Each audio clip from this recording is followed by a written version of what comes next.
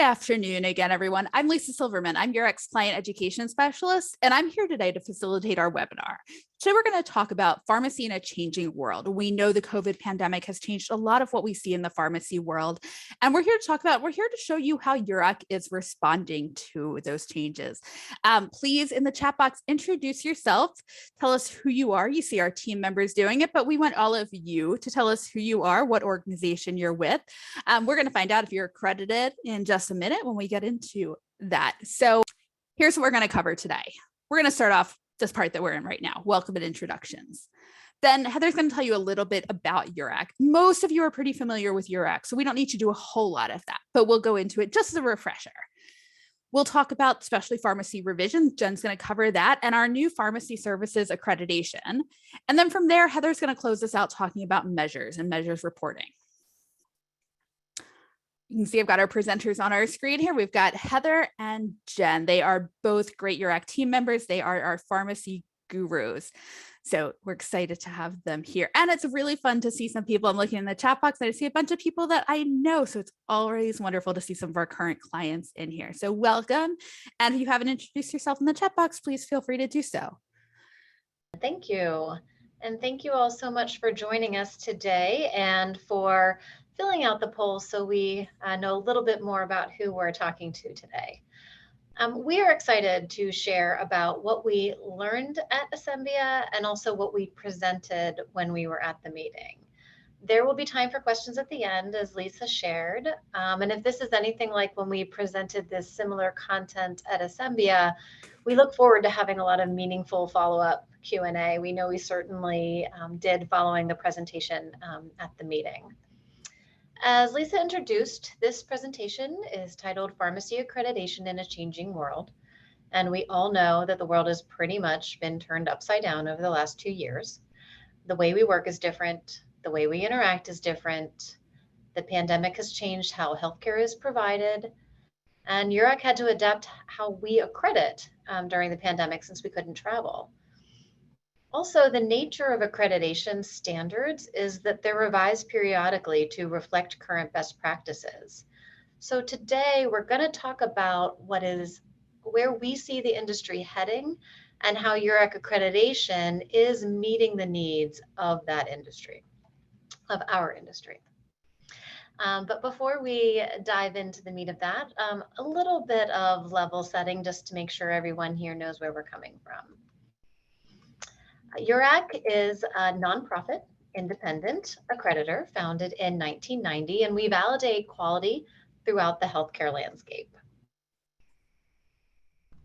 Go ahead, Lisa. And while we're widely recognized as a leader in specialty pharmacy accreditation, we accredit organizations across pharmacy and the broader healthcare continuum. In the pharmacy space, we have accreditation programs, certainly for specialty pharmacy, as well as community, mail service, and infusion pharmacies. And in addition to that, we accredit hospitals, health plans, telehealth providers, and we have a whole host of managed care accreditation programs as well. The next slide here, we have our list of pharmacy accreditations. And you can see that there are several options along the left-hand side there beyond the specialty pharmacy accreditation, including our newest offering of pharmacy services. That's one of the topics Jen is going to focus on today. And we also offer some supplemental designations. Those are listed on the right-hand side there. The Rare Disease Center of Excellence has had a lot of uptake for specialty pharmacies, and we've also seen organizations successfully achieve the opioid stewardship designation as well.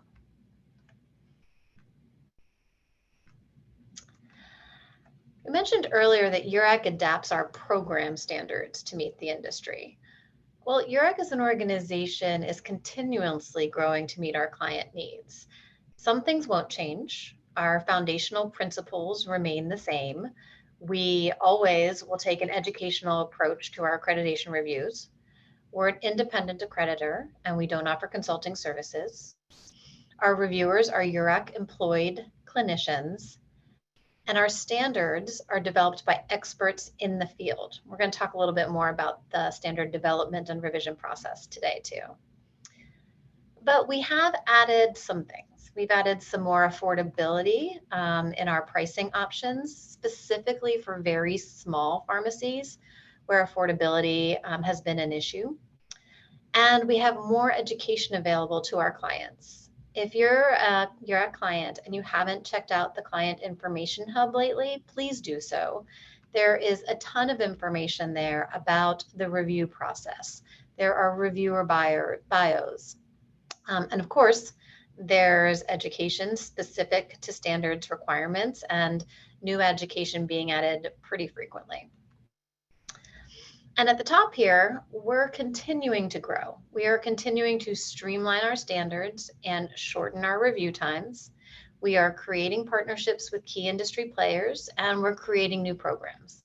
Again, some of which we're going to talk about later today. All right, so let's talk a bit more about what we heard at Asembia and the work that URAC is doing. So specialty drugs are now more than 50% of drug spend in this country, right?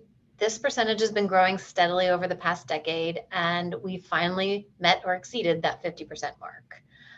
And we're still talking about just about 2% of patients, but we continue to see growth here in the specialty space. And the growth is in utilization, right? More than inflation. So we have more specialty patients, and the majority of new drug approvals are for specialty drugs. And in fact, often orphan drugs for rare diseases. So the practice of specialty pharmacy continues to be very relevant, and therefore so does our accreditation program. It's important that we ensure that our standards are in line with the industry and that they're promoting best practices in this growing space. So the first part of our discussion today, Jen is going to talk about the work we're doing to revise our specialty pharmacy program and some of the other associated accreditation programs. Our second topic that we're going to focus on is the Pharmacy Services Accreditation Program.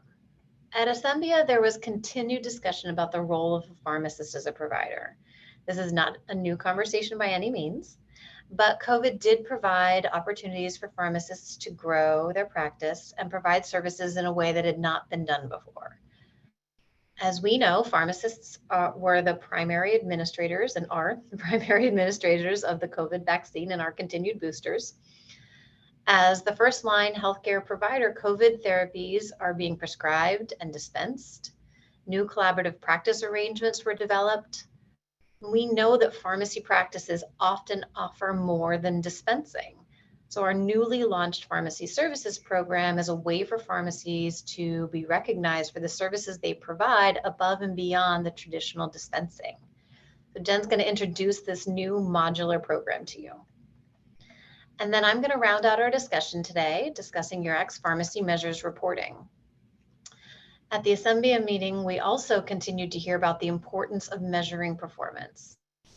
Value-based payment strategies continue to be discussed, and foundational to these strategies is the ability to report on established measures and to use that measurement data to improve the quality of care.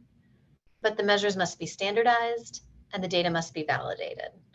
So all parties need to agree on what should be measured and how. So I will discuss URAC's measure reporting and how we're leading the way in pharmacy performance measurement. All right, so now that we've laid out how we're going to spend the rest of our time together, I would like to transition to Jen to lead us through our first couple of topics. Awesome, thank you, Heather. So we're going to start with the URAC Specialty Pharmacy Program revisions, along with all of our associated programs that are also being revised at the same time. So just to get into a little bit of history and talk about specialty pharmacy accreditation, where URAC started. So URAC's Specialty Pharmacy Accreditation Program launched in 2008. And now, almost 15 years later, we have over 500 accredited organizations. We've been through 4 versions of this program, and specialty pharmacy, the revision that's currently underway, will be our version 5 program. So we've been doing this for a very long time at this point. And URAC recognition is still very important in the specialty pharmacy space.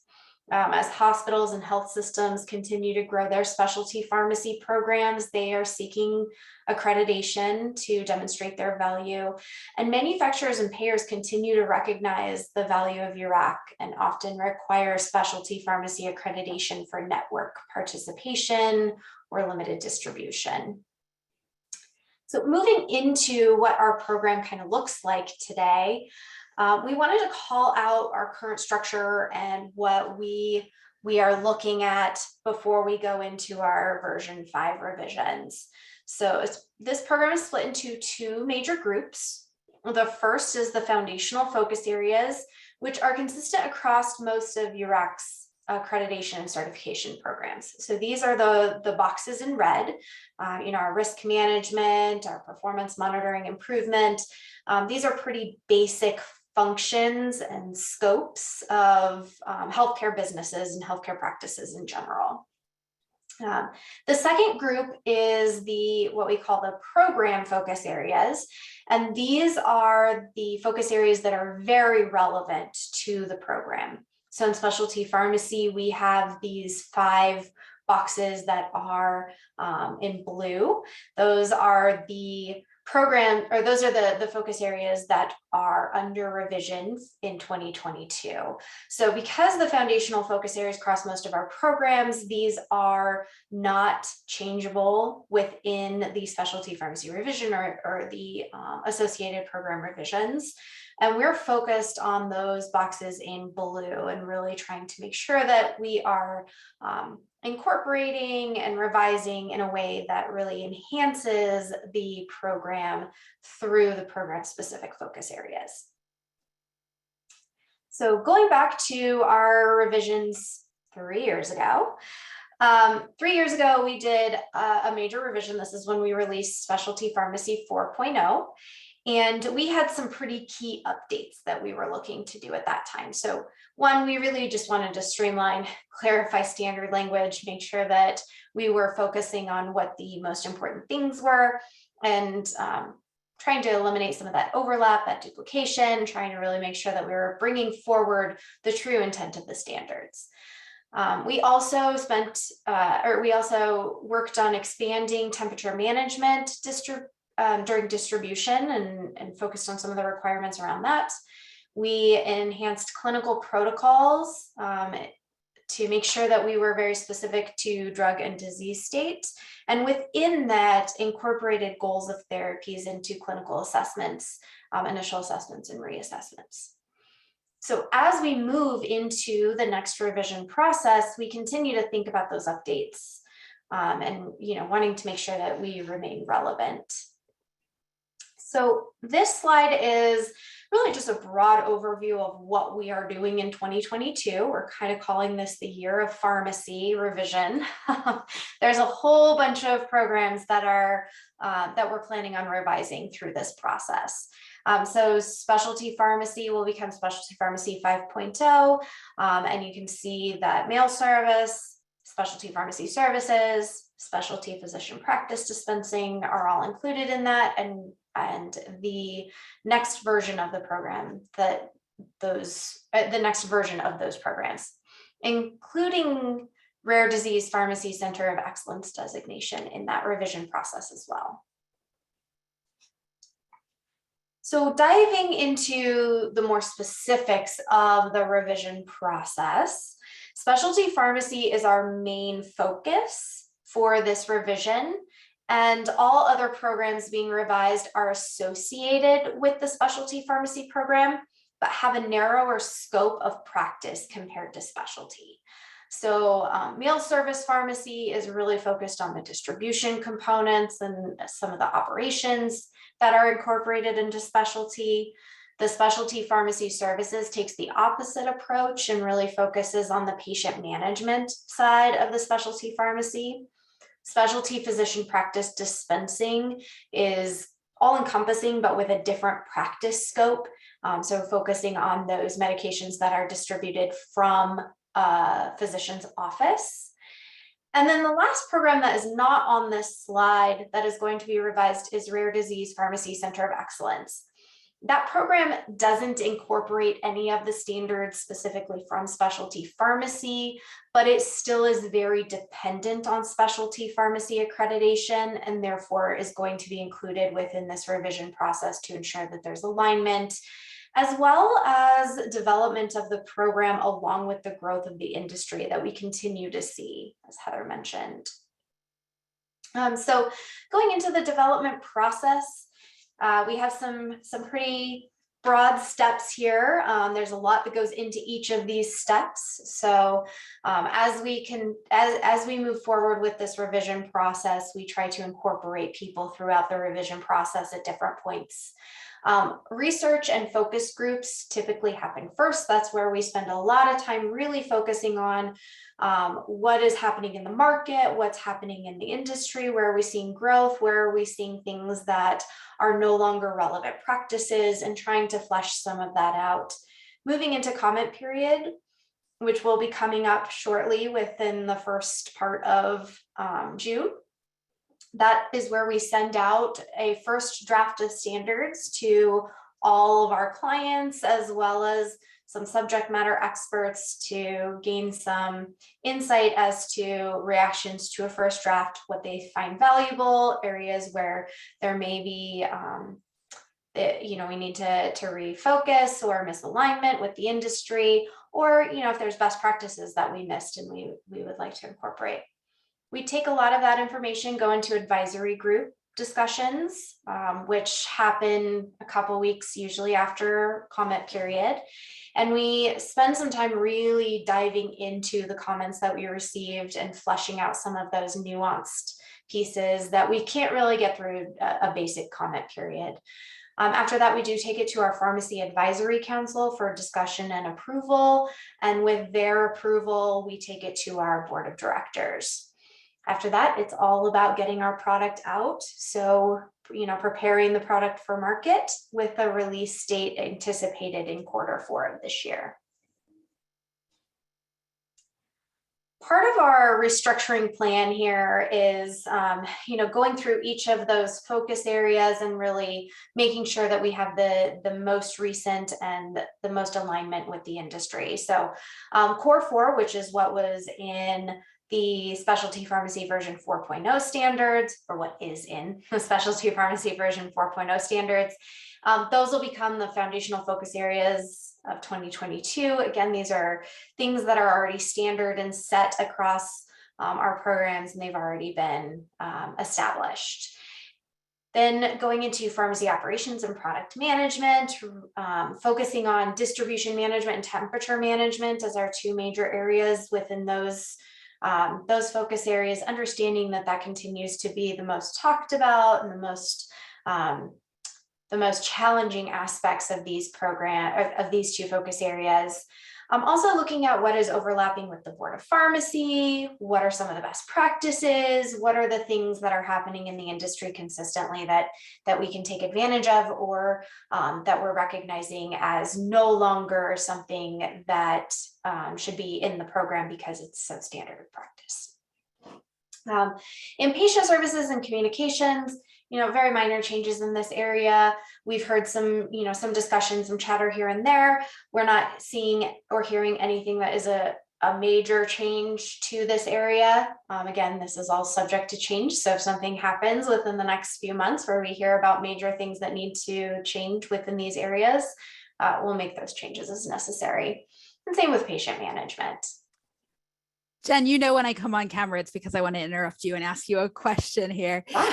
So one of the big things that I've heard on some other webinars of some other topics is talking a little bit about the change from Core 4.0, which many of our clients who have been through, to the foundational focus areas. And Jen, you and I have worked together in the foundational focus areas. Can you just give a little bit of a heads up on that area there? Yeah. Because I know we did a lot of stuff to actually make our clients' lives easier. For sure, yes. So we took the major 4 concepts within the Core 4, which was risk management, operations and infrastructure, consumer protection empowerment, and performance monitoring improvement, and really narrowed down to what was the most important thing to have quality and basis for a healthcare organization. So again, these are standards that can cross all industries of healthcare, and can be used appropriately within those different accreditation and certification programs. But we also recognize that there were a lot of little things that we were asking for or looking at that maybe didn't add a whole lot of value. And really we could remove some of those things and focus on what was the most important. So while we removed some things like annual performance evaluations and looking at those annual performance evaluations, we also included other elements like diversity, equity, inclusion for consumers, as well as employees, and tried to branch out and expand on the best practices of healthcare industry today, while not really focusing as much on the things that are just so standard of practice and do not add as much value to the actual accreditation program. Awesome. Jen, I think that's a huge win there for our clients. And for anybody who maybe is thinking that you're going to go through accreditation in a year and a half or so, and you want to see these, kudos to Jen and some other members of the pharmacy accreditation team and all of our accreditors. We've put together on the Client Information Hub the Standard in 6 videos, which really walks you through every single one of those foundational focus areas in 6 minutes or less on a video. So take a couple minutes to watch those. Laura already chatted in the link to the Client Information Hub, so it's right there. And if you didn't see my chat, if you don't have access to the Client Information Hub yet, just talk to your client relations manager. Jen, I'll let you go on. I know you're going to talk about the Pharmacy Services Accreditation new program. Yeah, and so that's our next major program that we have released this year. This is actually a new program for us. So while we've been doing all of the revision process for specialty and the associated programs, we've also been working on a new program to help really bring out those extra things, those services, those things that pharmacists do that are not just dispensing of medications, but really shows the services and the extra value that pharmacists add. So as you can see, this is our Pharmacy Services Accreditation Program. It was launched this month. I can still say that for one more day, but it was launched at the very beginning of May, right as we went into Asembia. It's a recognition program, again, for those services that are offered by a pharmacy or pharmacist outside of traditional dispensing. And this program is module based, which is really important for what we're trying to do in pharmacy. So as the pharmacy industry and the pharmacy space continues to change and evolve, and as pharmacists continue to seek recognition in additional services, this modular approach allows us to add modules to help pharmacists gain recognition for those services.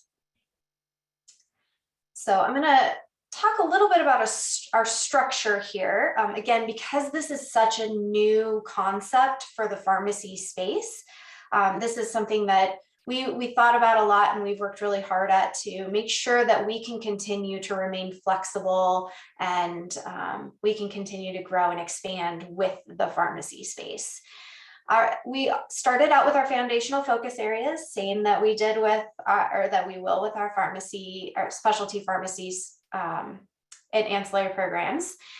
So we have risk management, operations and infrastructure, our performance monitoring and improvement, and our consumer protection empowerment. And then we also have a focus area within this base program that is on medication safety, understanding that the base of what pharmacists do is medication safety, and really promoting the ways to use medication, how we use medication, making sure that it continues to remain appropriate. So that medication safety is a part of the base program. What an organization would do seeking this accreditation is have to meet all of the base program. And then they would choose at least one of the modules that represented services that they provide within their organization. So this could be vaccine administration, point of care testing, community practice, or drug therapy management. And again, there may be additional modules added as we see pharmacy expand and grow. So any suggestions or anything else that you guys might have, feel free to send them in to us. As you're seeing things change, if you want to let us know, that's great. That would be awesome. There was one other major change that we made when we rolled out this program, and that was to eliminate 2 of our previous accreditations and roll them into the pharmacy services modules within that accreditation. So what used to be drug therapy management accreditation is now a pharmacy services accreditation with drug therapy management module. And then the same with community pharmacy accreditation, we moved that into community practice module under the pharmacy services accreditation. And the reason for this is really to allow us to continue to expand and grow, but also to allow organizations who continue to offer additional services to not have to seek separate accreditations for each of those services that they're offering. So as we move into the pharmacy space and continue to expand and grow in there, pharmacy measures is also remaining very relevant for us. I'm going to pass it over to Heather to walk us through some of the measures reporting and talk about that. Excellent. Thank you so much, Jen. And I really appreciate you taking the time to walk through the revision process for specialty pharmacy, as well as the new program for pharmacy services. Both of these led to a lot of buzz at the Asembia Summit. What we heard was some nervousness about the specialty pharmacy revision and a lot of excitement and curiosity about the pharmacy services program. What I'd share is the message that we sent regarding the specialty revision was, please don't be nervous. We want to partner with all of you as stakeholders to make sure that we're making any meaningful updates to the program, but we're not going to make changes just for the sake of making changes. We want to streamline where appropriate. We may add something, we may take things away just as appropriate. But the exciting thing is, as Jen outlined, with the timeline, we're getting ready to start the comment period and advisory groups, and we'd really love if all of you could get involved with that. So, okay. Thanks, Heather. Our last, go ahead. I was just saying thanks. Thank you. Okay, our last topic today is measures reporting, because we see this as very relevant to pharmacy in the foreseeable future. This is important to support both quality improvement as well as some payment strategies. So URAC accredited pharmacies report on an established set of measures annually. This reporting highlights opportunities for internal improvements and demonstrates a commitment to continuous quality improvement. And it promotes progress in clinical outcomes. So there are several ways that measures data can be applied to improve practice. Performance results can be used to inform both your internal and your external stakeholders on performance. At URAC, we aggregate performance results that are reported to us annually, and we also create individual reports for each client. Clients can compare their individual results to those of the aggregate report, so they know how they compare to other organizations. Performance trends can be tracked year over year to identify gaps and improvement opportunities. And measurement can be used to celebrate success. URAC has established a recognition program that is our Leaders in Performance Measurement Awards. And I'll discuss that a bit further in a few minutes. I would like to take a minute and just walk through URAC's annual measurement process. So accredited organizations collect measure data for established measures based on published specifications. They then work with an independent data validator who ensures the validity of their data and that the measures are calculated in accordance with the measured specs. And this step is really key, right? So without the data validation, the measure results can't be compared. So in order for URAC to aggregate and publish the measure data, the data must be validated. So once the data is validated, each organization submits their measures to URAC, and that's when URAC goes to work on aggregating the data, publishing the aggregate reports, as then also providing individual client reports. The 2021 aggregate performance summary reports are published on our website for each of the URAC accreditation programs that require measure reporting. What we have here are just some of the highlights from the 2021 Specialty Pharmacy Aggregate Report, Performance Report to share with you. So in 2021, we had 313 reporting organizations, and that represented 40.5 million specialty prescriptions dispensed. Along the bottom there are some of the measures that were reported. So for turnaround time, the aggregate value there for turnaround time was about 3.99 days to fill a prescription. And each of these measures is further broken down in the report. So for example, with turnaround time, in the report, we go further into breaking this out by new versus refill, as well as clean versus those prescriptions that are requiring an intervention. For call abandonment rate, 4.96% of calls abandoned. And then we saw for dispensing accuracy, 99.98% of prescriptions were dispensed with no errors. And for distribution accuracy, 99.95% of prescriptions were distributed with no errors. Some additional highlights include we saw a 15% increase in the number of reporting organizations, and the specialty prescriptions dispensed, the volume that was included in the calculations when looking at 2020 versus 2021. We had a 94% reporting response rate for the specialty pharmacy organizations. We saw that most dispensing errors are due to incorrect quantity or incorrect instructions. And we saw that the leading cause of errors in distribution continues to be prescriptions dispensed to the incorrect patient address versus a package having the appropriate address and being delivered to the wrong location. Again, there is more detail and more breakouts in the published report that is out on the URAC website. Right, moving on, URAC is excited to have launched a recognition program, and this is the Leaders in Performance Measurement Awards. So these awards are given annually, and they recognize those organizations who demonstrate commitment to improving healthcare quality through performance measurement. The first award is the Top Performer Award, and this is given to organizations whose measure data reflects top performance within their segment. For specialty pharmacy, this is broken out by independent versus large chain versus PBM or health plan owned. And then we have the Pioneer in Performance Measurement Award.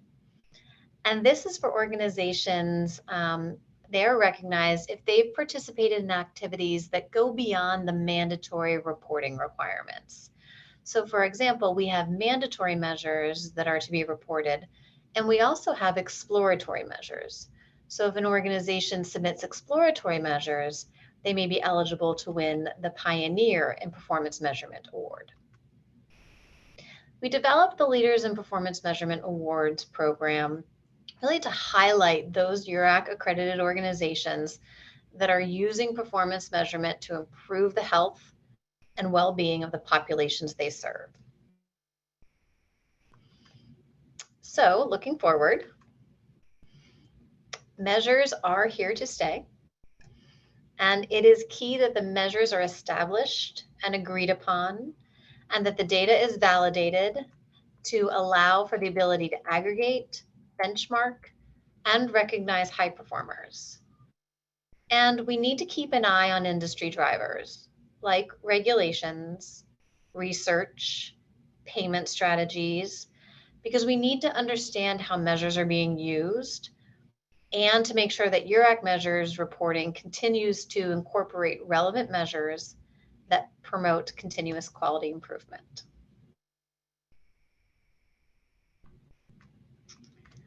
All right. So again, we want to thank you so much for joining us today. to hear about these topics that we've shared, and we are very happy to transition to questions.